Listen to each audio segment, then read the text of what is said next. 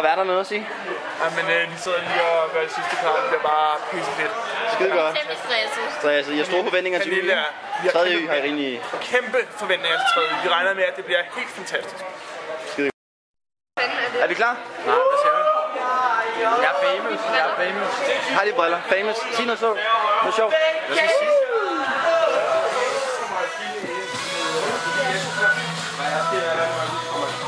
Jeg laver det, hvor det kommer, han er famous-gang. Hvad så? Du er i stedet for.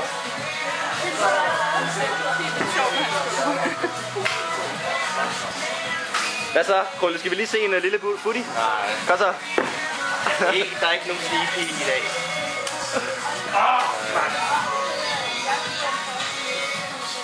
Det sidder altså... Han ligger sgu alle stedet for mig. Status er... Du tager vandet med. Sliver vi? Ja, vi går. Er det gammel joke? Vi har lige mødt en svensker. Fuck Lars. Hej. Tæl noget sjovt. Det er sjovt. Jeg skal på scenen lige om lidt. Det er ret sjovt. Og det bliver det forhåbentlig også. Nerver på. Udmærket. Det er flot i hvert fald. Jeg er vant til det.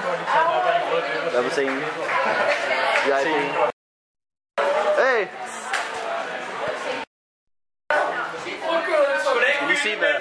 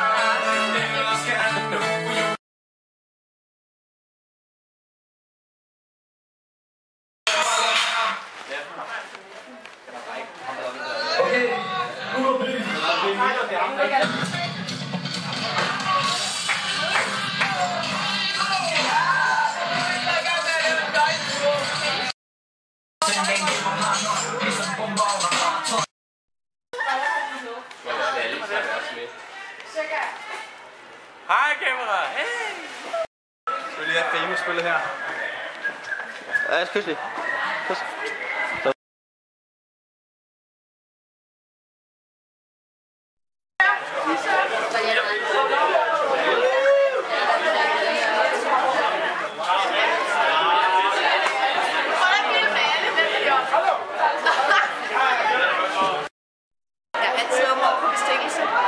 Gerne koldt sodavand og is.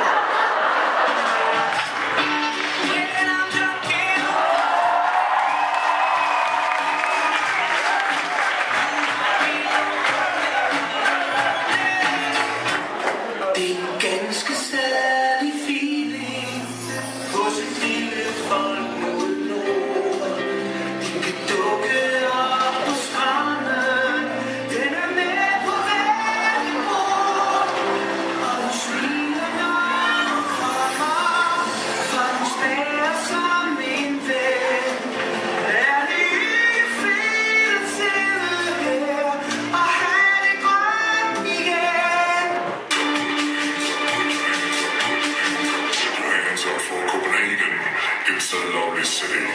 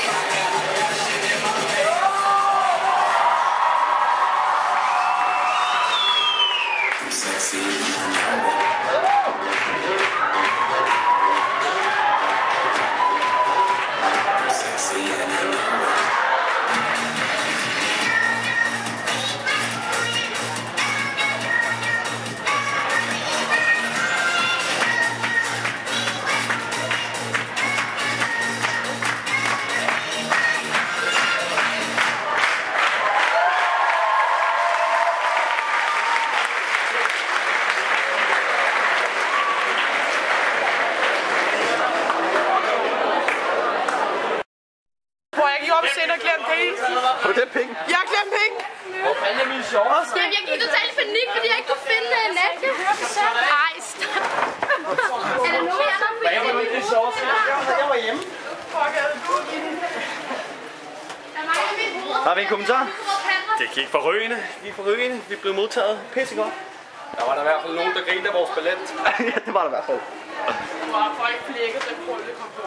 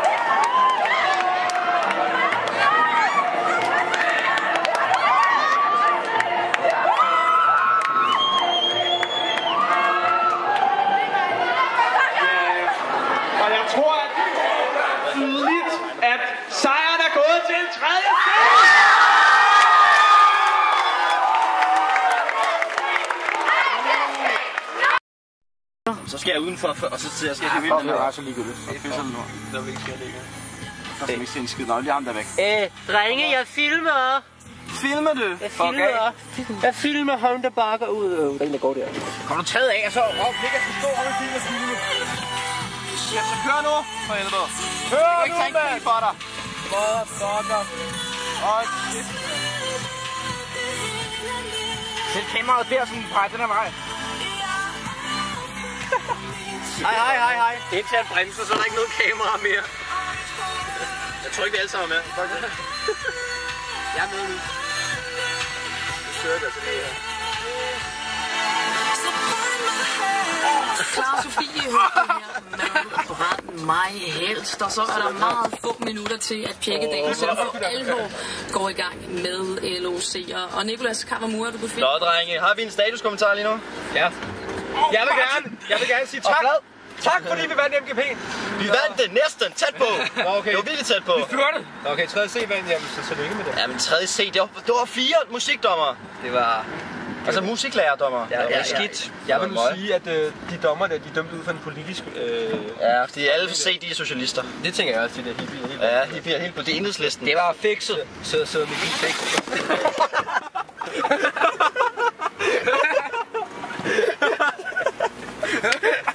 Ja. Ja, men vi kører stadig. Det går fedt, vi skal dreje igen fra. Jeg kunne lige se, hvis der har været... Kan du lige holde kameraet, hvis det drejer? Jamen, hvad med mig? Jeg skal jo hjem. Hold i vejen. Nå, det skulle da rigtigt. Martin, hold for helvede. Ja, jeg skal jo holde kameraet. Jamen, så lad være nu. Hold ud den der side. Vi kører lige ud nu. Nå. Ja. Nu fik vi også prøvet det. Det var sjovt. Det var godt, vi ikke punkterede. Skal vi se det sådan? Vi punkterede ikke. Ingen punkterer. Nej, det skal vi ikke. Man kan. Se, boys. Ja, det gør. Nej, det er det. Pas på dig selv. Vi kører nu. 3, 2, 1 nu.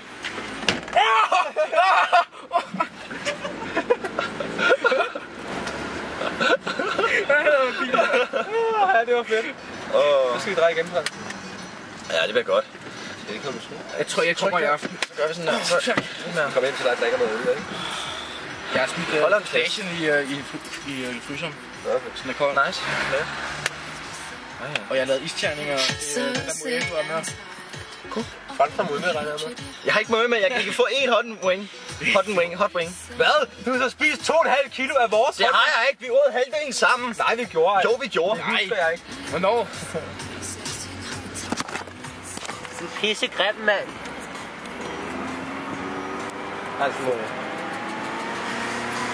Ja?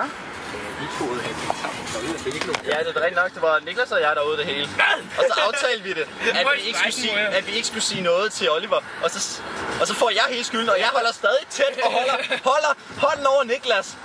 Og så over mig en ven. Men i teorien så har jeg spist flere, end han har. Ja, det er rigtigt. I teorien, ikke praktisk, men i teorien. Ja, også i praktisk. Det ved jeg da ikke, fordi jeg ved ikke. Så må du lige stille noget for fars bar. Han har sgu da ikke en moe. Jeg kan tage en Jack D eller sådan noget. Ja, det er også fint. Hvor fuld vi skal ikke... Altså, vi skal sgu da også kunne snakke sammen, inden vi lander i limoen. Nej, ikke lander i limoen. Så vi har stillet andre i vores limo. Det ved du godt, ikke? Det kan sgu godt være. Vi bliver fucking beruset, jo. Vi bliver pisse. Ja, vi bliver... Jeg sidder i en fede limo. Hvad er den fede? Den store? Eller? Ja, det er helt vildt store. Det er helt vildt store 10 mennesker. Men jeg tror ikke, alle tre er lige store. Nej, der er ikke 2, 8 og 1, 10. Jeg tror bare, der var lige store, så var der 2 pladser. Der er de 2 sæder større. Fuck you, babe. Hvad så? Så er vi klar. Så se fine i tøjet, er man? Ja. Og fine i tøjet. Og chassé. Altså, det er skide godt. Kører. Vi er på. Se, han er også fin i tøjet herovre. Vi er der her.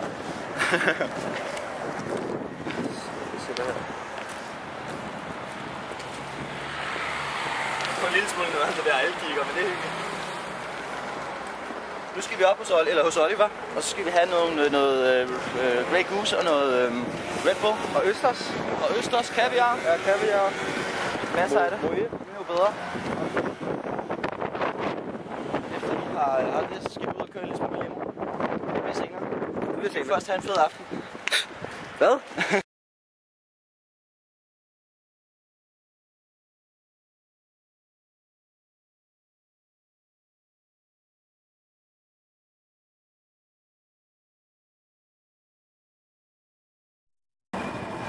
Skide godt, Jeff. Tak skal du have. Prøv at bremse helt op. Nej, jo.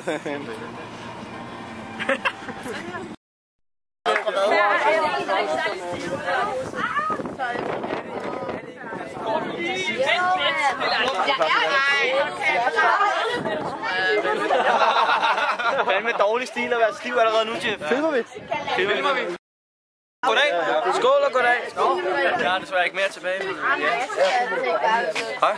Det er jo ikke Hirtshals-stil. Det er ikke Hirtshals, men det kommer til at stikke af i ham. Det kan vi love for. Det kan vi. Og så skal vi lige få en Jeff kommentar. Hvad er status, Jeff? Jeg er pisse stiv, mand. Tilskuerne ude og folk, der lytter med. Har I set den sindssygt uprofessionelle opgave? Du er pissegroet. Han møder pisse fuld op til den her fornemme galla. Han er bare ikke med op på mit niveau mere. Altså, han er hernede. Jeg er heroppe. Og det er han også. Han er også heroppe. Alle var lukket. Det kommer der, og hvis I vil gå ind på, altså bare en anelse til, ja, og så ned igen, ja, så sidder I med. Ja. Balance! Ja, er I der? Ja. Og igen, og der kommer sol på, hvor er det godt. Og du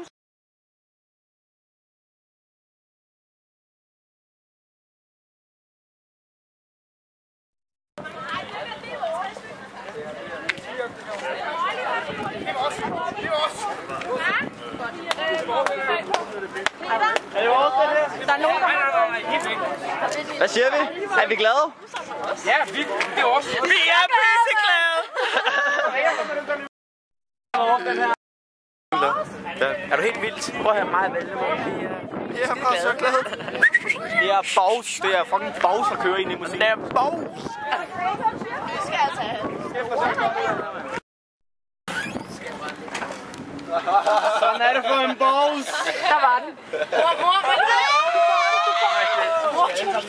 Og Therese, vi skal følge sig ad. ja, det er mig. Ja.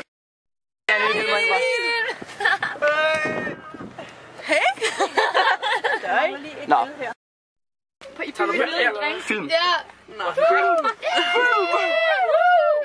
Status så fort. Lækker. Det er skide godt. Det er rigtig godt. Det er fedt. Det er så fedt.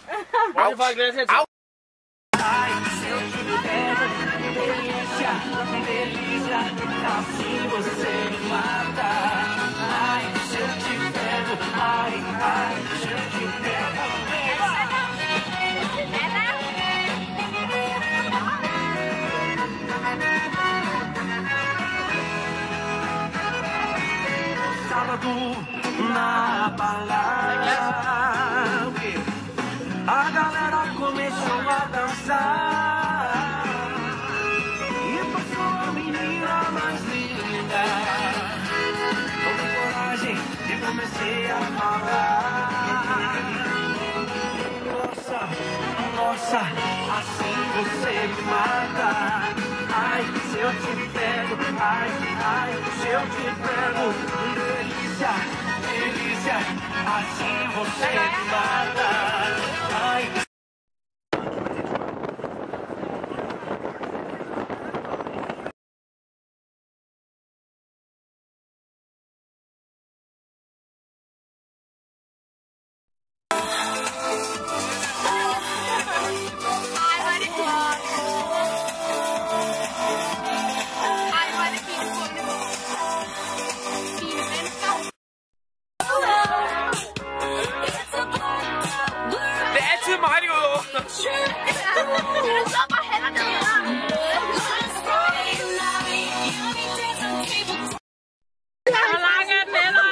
Vi har ikke super meget strøm på. Den er optaget nu. Det er godt. Så kommer Jeff. Så kommer Steve Jeff. Ej, hvor er de egentlig? Det er så typisk det der. Han er også så pæn. Ja, han er Er det ikke bare noget maskulin, eller vi skal gøre opmærksom her? Se de andre. Optag nu. Se de andre. Hold nu fast.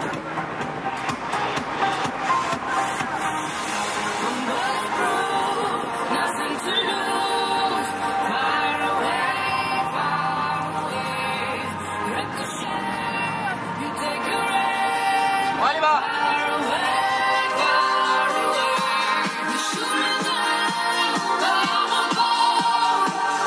Nej, hvor er turen indad? Kan du ikke? Ja, det er også meget.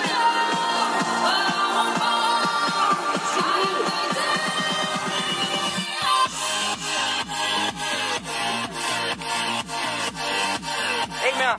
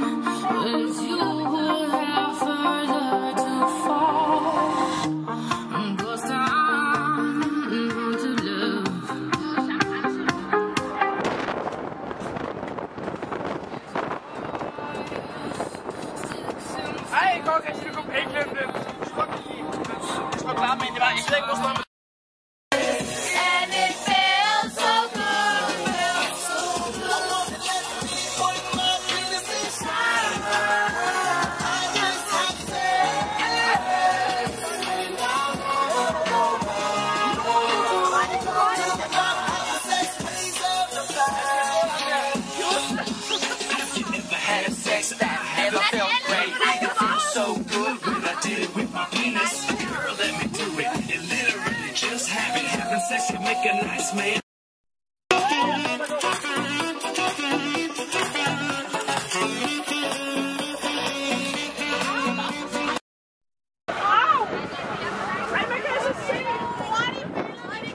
Vi skal have et lille billede. Skal vi have et lille? Nej!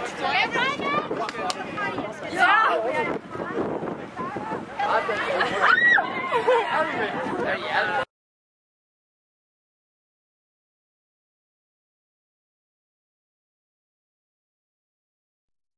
Vi er glade. Der var et billede også. Tillader mig altså lige at smide den her. Ej!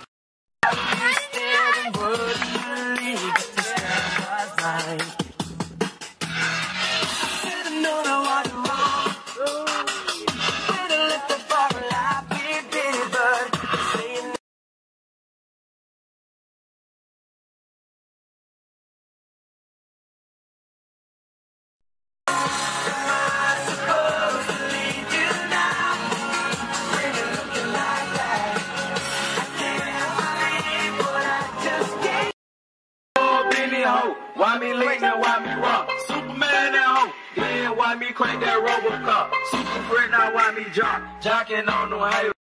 And if we get the fight, then I'm fighting on your bitch ass. You catch me at your local party, yes I crank it every day. Haters getting mad cause I got me some baby day. Soldier boy, I'm in that hoe. Why me crank it, why me roll? Why me crank that soldier boy, that Superman that hoe? Now why me you? Crank that soul, now why me you? Crank that soul, now why me you? Crank that soul, now why me you? Crank that soul, now why me?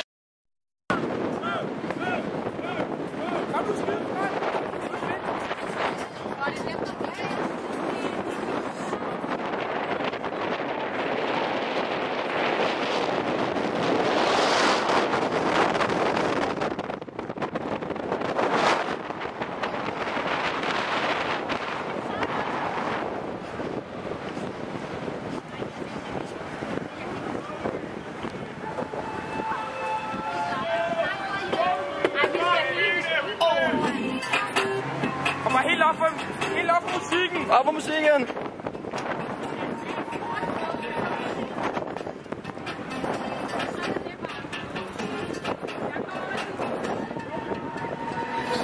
Damn, oh nej, jeg har aldrig set en pige som dig. Hvis jeg føler sig fuld, og jeg er det omkring.